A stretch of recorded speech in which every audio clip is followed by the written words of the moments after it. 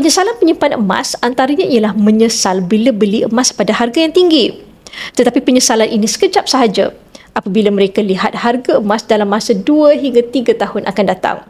Ada lagi satu penyesalan iaitu menyesal tidak beli emas dengan banyak dulu. Penyesalan ini sebenarnya lebih lama kerana setiap tahun mereka lihat harga emas akan sentiasa naik. Tahun 2009 dengan RM2,276, anda dapat membeli gold bar 20 gram. Tetapi hari ini, anda hanya dapat mampu membeli sekitar 5 gram emas sahaja. 16 tahun lepas, ramai yang rasa gold bar 20 gram ini mahal. Sekarang, menyesal tidak beli emas yang banyak dulu.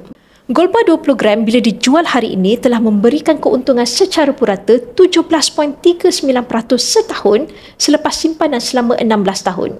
Kenaikan harga emas ini sudah pasti selagi wang kertas dicetak tanpa bersandarkan emas.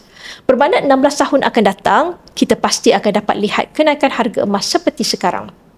Jadi adakah anda mahu masuk dalam golongan menyesal beli emas harga mahal sekarang atau golongan menyesal kerana tidak beli emas 16 tahun akan datang?